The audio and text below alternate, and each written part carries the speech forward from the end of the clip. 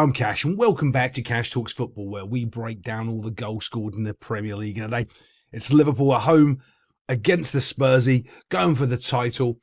I'm going to mention a couple of things about this title as well before we get into the video, because I think it's important to call things out when you do. The media, if this was Pep Guardiola and he was so far ahead in points like Liverpool are, they'd be praising him, saying he's king of the world and no one can beat him, he's amazing. This Arnie Slot character, they don't really talk about at all. The fact that Liverpool have already won the league with so many games, 4 games to go, and it's his first season at Liverpool, there's no praise there at all, and it makes you wonder why. Well, no, you know why, because there's so many biased agendas in the lamestream media. I do think it's why a lot of people turn it off and don't actually give it any credence anymore, because they just are so biased. I mean, there's a couple other teams I've noticed they're biased. Well, there's loads of teams I've noticed they're really biased and anti as well. It's like Wolves is one of them. It's when you see it and you know about it, you see it all of the time, plain as day, how biased they are towards certain teams in the Premier League. And it doesn't matter how bad other teams are doing. Like, this should have been the season that Arteta won the Premier League. It really should have been. They were second last year, pushing for the league, and and they just are nowhere near. Yet, if that was a Manchester United manager, they had been so hounding him, he would have already lost his job. But he's not. He's okay. It's so strange when you actually sit back and you analyse it a little bit and you go, well, hold on a second. They criticise this guy for infinitely until he loses his job. And this guy, even though he should have done something, they just don't care about. It's very, very bizarre. But let's get on to the goals here for a second. I want you to show, here's a Spursy player running in. Liverpool, I'm not sure who's marking here, but it's a similar thing where they had a goal scored on them in the Carabao Cup final, where the person marking the player, I think it was in the Carabao Cup final, it was Alexis Mac Allister marking Dunn, just runs past them. So then what's supposed to happen is, so they're playing sort of a mixture of man-to-man and zone, and he runs into the zone, so then he picks the player up. But he should still be marking, right? He should still run with the player. As we move forward, do you see how quickly he goes past him there? That's one of these weird things in modern football where they're too busy grabbing and holding players and not marking players. There's a very different distinction. So, I can't remember where was I playing when it first came across it. And they're looking at you in the face and they're like trying to hold around you so you can't move, instead of actually just trying to watch the football and mark you at the same time, so they can track your run and the ball. And what's happening here, he's just let him run straight. Well, here's what's happening. He's just run straight past him into the zonal area here. And it's a pretty easy header, really, all things considering. The delivery's quite good, but it's just the marking from Liverpool is awful. Really is. Bump, header, so Dom Solanke gets himself a goal against one of his former club. He's got a couple, I think he came from Chelsea originally to go to Liverpool. You can tell when I was actually doing stuff in football and how in-depth my knowledge goes. But yeah, let's move it on. We have one of these weird Spursy moments here where they're playing this high line, which I just cannot, for the life of me, understand. When you don't have good enough players to keep pressure on the ball, and you're playing against certain teams like Liverpool, you need to be dropping. So you don't have opportunities like this get created on you. It's all well and good saying, oh yeah, but if we get it right, then it'll be really good. Yeah. And if Superman was in your team, you wouldn't need to play a defense. Like it's a stupid answer. You're putting yourself in a situation where you're going to concede goals because you're giving teams the space in behind. And these, let's be fair, as much as I rag on them, are decent footballers. They're going to expose you at the back. They're going to be able to put a decent pass through, just like they do here. Bump, in it goes. And break that line. You can't give them that space to pass the ball into, because they will break the offside trap. Yeah, they look back and it's onside. They think it's offside on the actual field. Well, shocker, the referees are wrong. But you don't want to give people the opportunity, because let's just say that was offside. Let's just say that they went, oh, okay, yeah, we got that line right and that pass was wrong. The next one won't be. And it's such a clear opportunity you're giving the other team to put the ball in, fire it across, and just tap the ball in the goal. It's ludicrous at this level. It really is. It shows naivety. Now, if you're at home and you're doing it against, Southampton or an Ipswich, yeah, fine, maybe you can do that. But when you're away and you're playing at Liverpool, at Anfield, you don't want to be doing this. I mean, this is just naive coaching. It really is. Ball gets fired across, and it's a tap in on the back post. Simple. There's nothing much the defenders can do, because that high line is up there. As soon as that ball's played, everything's over. It's just a run on and tap, tap. It's all too quick. They can't react to it. There's nothing they can do, just simply because they're allowing to have that space for Liverpool in behind for them to attack. It's not good enough. Here's a better example of actually being able to show you. So if you're doing this, it's fine. If this midfielder is right up here next to the ball, so that ball can't get put in there. By the way, I don't know what he's doing right here as well. That's another question, because he's not marking any midfielders. He's not shielding the back four. Well, let's just say, okay, that's his job to shield the back four. How do you shield the back four? Well, what you do is you're in line with the ball. So he should be there in line with the ball so no one can pass it through the back four. He's not. He's standing over here in front of it like, for no reason. Absolutely terrible. Again, this is one of those weird things. Look, watch how many players, and I've explained to people why they're doing this. It's because of the way they're coached. And more worried about intercepting passes and not actually winning the football. Okay, it's huge, absolutely huge in football. The level of coaching in football and how bad it is, you have no idea. Because what happens is fans and everybody puts people up on a pedestal saying, oh, they're ex-professionals, they know what they're doing. They don't have a clue. And this is another clear example when I explain to you how simple this is. Can you see him? What's he doing?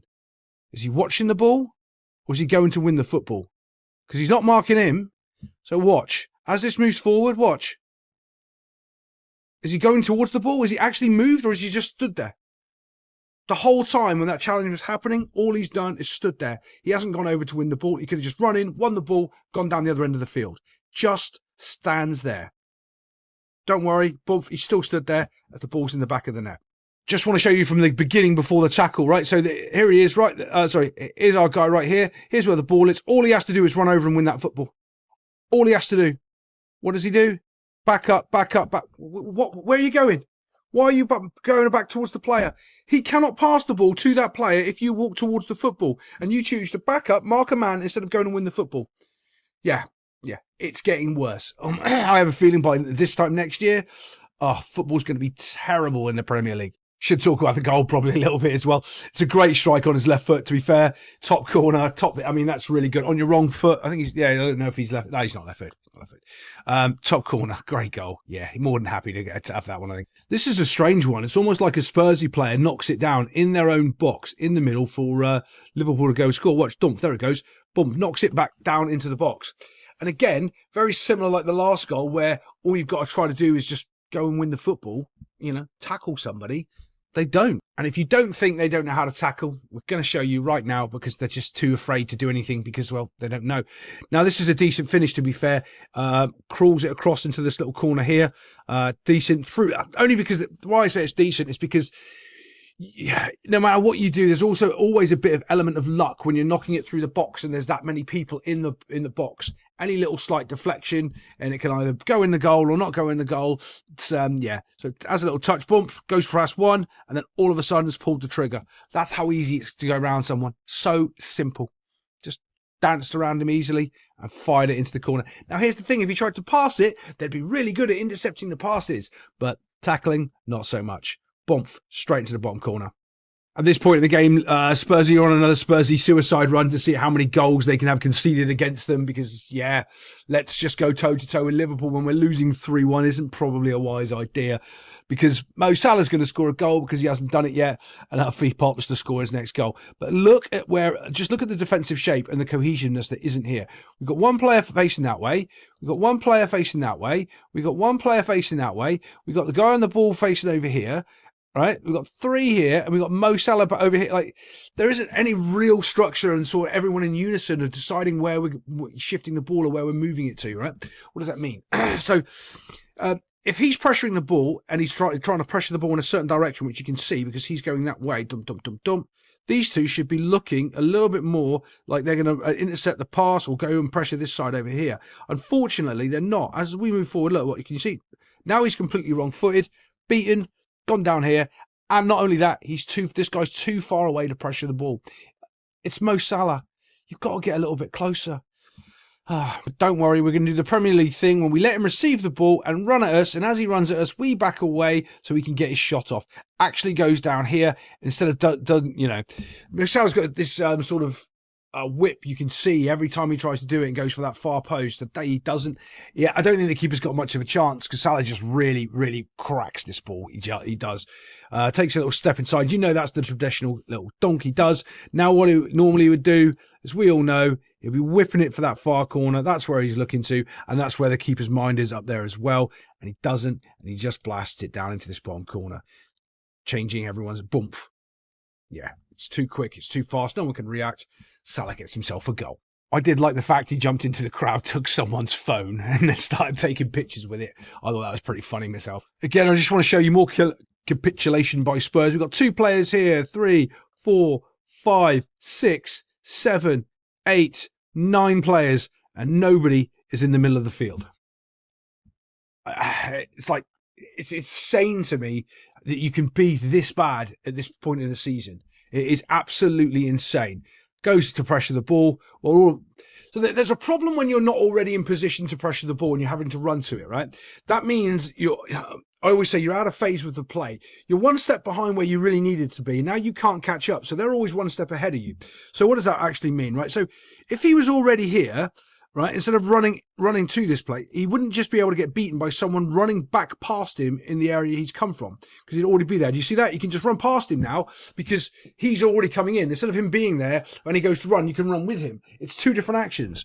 Instead of just doing one action, which would just be follow the player, you're doing 1 run towards him and then 2 try to track him, and too late, he's already gone. However, this is decent. There is a block shot here. Bump.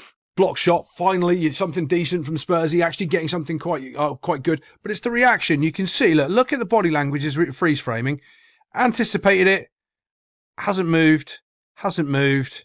Hasn't moved. Can you see that? Can you see the body language there? Hasn't even seen it. Dumph. Too late. Oh my God. I should have already moved.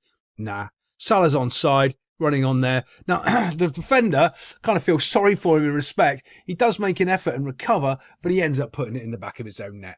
It's one of those things, right? Ask yourself this. Would you do the hard work and score the own goal, or would you be lazy and let him score? Either way, whatever you do, it's going to be a goal. Do you score the own goal, or do you let the other team score it? One of those weird ones, right? That's a little bit of time for a touch and poking it across. And Mo Salah's just stood there. That's how far ahead he is. He stood there waiting for the ball to come across, not running onto it. As it comes across, though, in comes the would-be protagonist defender, and he puts it in the back of the net instead. Yeah, would you put it in, or would you let Salah put it in? So you get the own goal, because it's going in the goal. Good question. I'll have to have a think about it. I might put a poll up on the old channel. Other than that, I'll see you next time on Cash Talks Football.